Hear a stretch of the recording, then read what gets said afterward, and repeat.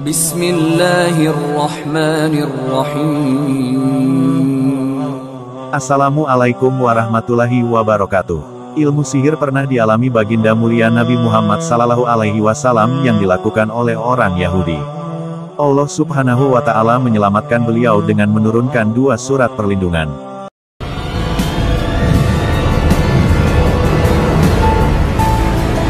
Sejarah sihir pertama kali terjadi di masa Nabi Sulaiman alaihissalam.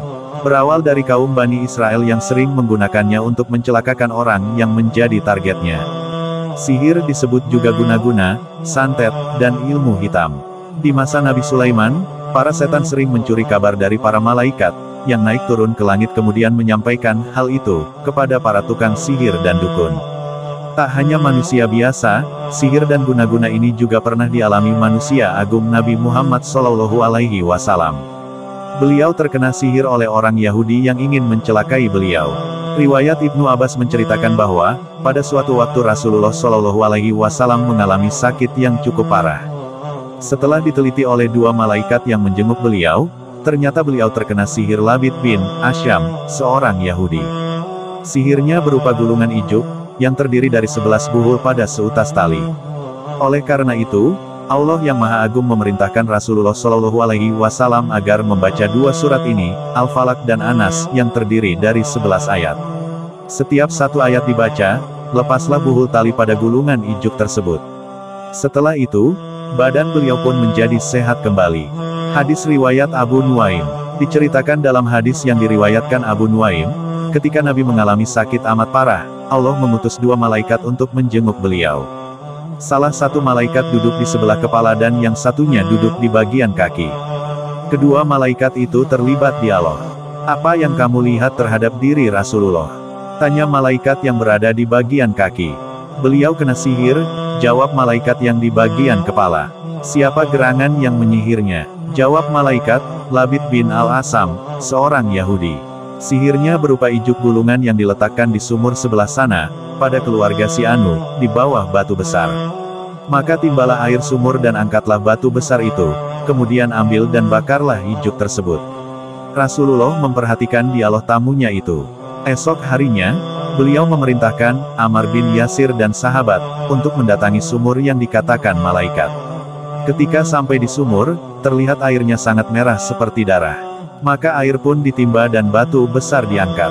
Gulungan ijuk itu dikeluarkan kemudian dibakar. Ketika diamati, dalam gulungan ijuk terdapat 11 buhul pada seutas tali. Maka terbuktilah apa yang dikatakan malaikat, yang berpura-pura menjadi tamu dan menjenguk Rasulullah itu. Malaikat menjelma sebagai manusia, 2 insan yang bersaudara.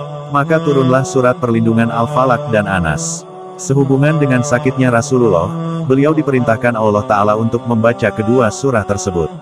Setiap satu ayat dibaca, maka lepaslah buhul tali, pada gulungan ijuk yang digunakan untuk menyihir beliau. Maka begitu beliau selesai membaca, badan pun sehat seperti sedia kala. Inilah salah satu keutamaan surat Al-Falaq dan An-Nas yang disebut Al-Mu'awwizatain. Surat ini dapat diamalkan untuk perlindungan dari kejahatan setan, jin maupun sihir manusia. Quran Surat Al-Falaq. Bismillahirrahmanirrahim. Qul a'udzu birabbil falaq, min syarri ma khalaq, wa min syarri ghasiqin idza waqab, wa min syarri naffathati fil 'uqad, wa min syarri hasidin idza hasad. Quran Surat An-Nas. Bismillahirrahmanirrahim. Qul a'udzu birabbin nas, malikin nas, ilahin nas, min syarril waswasil khannas, alladzi yuwaswisu fi sudurin nas, minal jinnati wan nas. Demikianlah sepenggal kisah inspiratif yang dapat kami bagikan, semoga bermanfaat dan semoga kita dapat mengambil hikmah. Wallahu a'lam bishawab.